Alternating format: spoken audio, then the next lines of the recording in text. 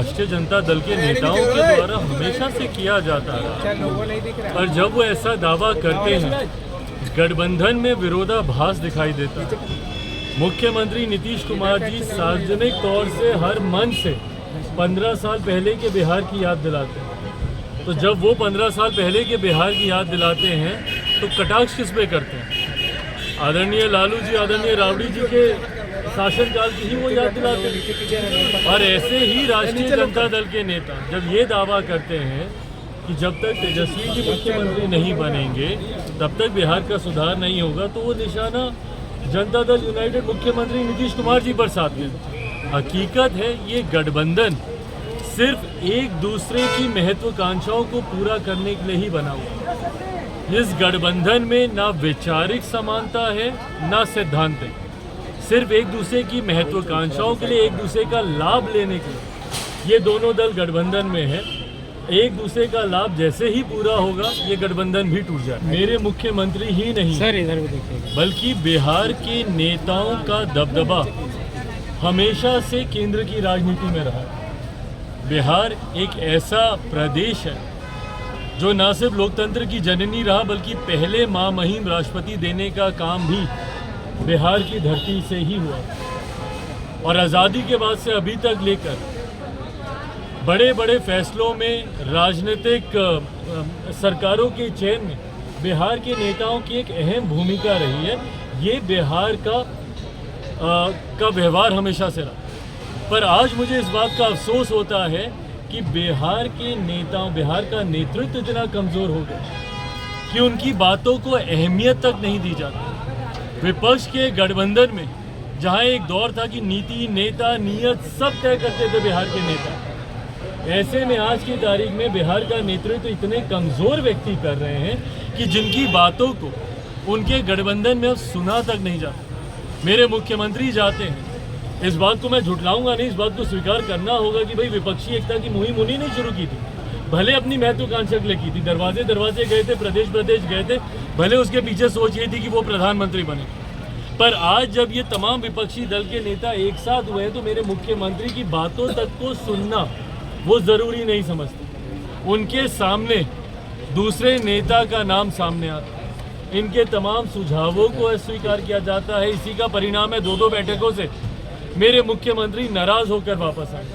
पर कहीं ना कहीं इनकी इस रवैये को भी समझना होगा कि इनका रवैया किस तरीके से, इनका व्यवहार, इनका आचरण, अभी कल ही का ही उदाहरण ले लीजिए। एक महिला एंकर के साथ किस तरीके से, भैया ठीक है आपने उनके भले तारीफ करने की भावना से ही आपने किया होगा, पर एक मुख्यमंत्री का एक प्रोटोकॉल होता है and more than a protocol. इससे पहले तो हमने कभी नहीं देखा अपने मुख्यमंत्री को इस तरीके का आचरण करते हुए। इसको सामान्य हम लोग तब माने कि अगर निरंतरता में शुरू से मेरे मुख्यमंत्री का व्यवहार ऐसा ही रहता, आप लोगों से आते जाते हाथ मिलाते, मिलते, हंसी मजाक करते। पर आज जिस तरीके से मेरे मुख्यमंत्री का आचरण है वो कहीं से भी सामान्य तो नहीं। और यही कारण है कि अब इनके विपक्ष के घटक दल के नेता भी अब इनको गंभीरता से नहीं लेते, इनकी बातों को गंभीरता से नहीं लेते। और एक ऐसा व्यक्ति जिनकी बातों को ही गंभीरता से नहीं लिया जाए, वो हमारे देश, हमारे प्रदेश का वो नेतृत्व कर रहे, ये हमारे लिए चिंता की बात है। तो ऐसे में मुख्यमंत्री के सुझावों को भाई जब बिहार की जनता ने ही अस्वीकार कर दिया, जब बिहार की दूसरे की कृपा पे आज मुख्यमंत्री बने, जब बिहार की जनता ने ही इन्हें रिजेक्ट करके रखा, तो ऐसे में ना विपक्ष के नेता इनको स्वीकार करेंगे और देश की जनता तो कभी नहीं। कि क्या उन्हें उनकी क्षेत्र की जनता ने संसद में सिर्फ तख्तियां लाने के लिए चुना था क्या संसद में हंगामा करने के लिए चुना था? किसके लिए चुना था? मैं तो खैर बिहार में हूँ, मैं बिहार में तो कोई विपक्ष का सांसद ही नहीं है एक को छोड़कर, कि यहाँ पे हम किससे सवाल करेंगे। पर जितने भी ये विपक्षी सांसद हैं, क्या इनको इनकी क्षेत्र की जनता ने सिर्फ तख्तियाँ उठाने के लिए चुना है कि इनसे जुड़े हुए विषयों को उठाने के लिए चुना? इस बार भी संसद में कितनी बार 0R में हमारा नाम आया, हमको विषय उठाने थे, हाजीपुर से जुड़े हुए विषय थे, जमुई से जुड़े हुए विषय थे। एक सांसद के पास संसद में उठाने के लिए 0R एक बहुत महत्वपूर्ण समय होता है, प्रश्नकाल एक बहुत महत्वपूर्ण समय होता है। ऐसे में ना आपने प्रश्नकाल चलने दिया, ना आपने 0R को चलने दिया। और जिस तरीके से आप तख्तियाँ, ये विपक्ष के सांसदों की साझा मंजूरी के साथ ही, एक आम सहमति के साथ ही ये फैसला, ये निर्णय लिया गया था कि कोई भी सांसद सदन में तख्तियां लेकर नहीं जाएगा। ये विश्वास माननीय स्पीकर साहब को दिलाया गया। उसके बाद सदन में तख्तियां लेकर आना, सदन को बाधित करना, किस विषय को लेकर? संसद में जिस तरीके से ये घुसपैठ हुई, कुछ लोग संसद में घुस आए, उसको लेकर संसद की सुरक्षा को लेकर, इनको संसद की सुरक्षा की जिनको इतनी चिंता है, आम बिहारी यहाँ पे रोज मारा जा रहा है, उनकी सुरक्षा की इनको चिंता नहीं है। ये जो सेलेक्टिव क्रिटिसिज्म करते हैं विपक्ष के लोग, बिहार में जिस दिन इंडिया गठबंधन की बैठक हो रही थी, उसी दिन बिहार में एक एएसआई की हत्या कर दी गई। उसकी चिंता नहीं है विपक्ष के सांसदों को। बिहार एक ऐसा राज्य जहाँ पे रोज हत्या, अपहरण, लूटमार, डकैती, बलात्कार हो रहा है, उसको लेकर ये लोग सदन को नहीं रोकेंगे। सब लोग गठबंधन में है ना। जब हम लोग इंडिया अलायंस की बात करते हैं, सारे दल ये गठबंधन में, तो इनके लिए ये भी चिंता की बात होनी चाहिए। अपनी जान की तो बड़ी चिंता पड़ी है कि संसद में हमला हो गया। और क्या पहली बार हुआ था ये?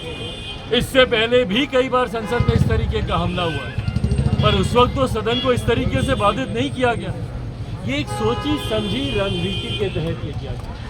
विपक्ष सिर्फ सदन को बाधित करना चाहता है ताकि विकास से जुड़े हुए कल माननीय गृह मंत्री जी के द्वारा अंग्रेजों के ज़माने से जो चला आ रहा कानून, उसको बदलाव करने के लिए बिल को पारित किया गया। ये महत्वपूर्ण बिल पारित ना हो, सिर्फ इसके लिए विपक्ष हंगामा करना चाहता है। हकीकत है कि विपक्ष के पास आज की तारीख में अब कोई मुद्दा नहीं है। बाहर आते हैं ये लोग, मौकरी करते हैं, मिमिक्री करते हैं उपराष्ट्रपति की, जो कि राज्यसभा के सभापति भी हैं, और कांग्रेस के एक वरिष्ठ नेता उसकी वीडियोग्राफी करते हैं। बताइए कहाँ से उचित है ये? जो व्यक्ति एक जाट समाज से आता है, जो व्यक्ति एक किसान परिवार से आता है,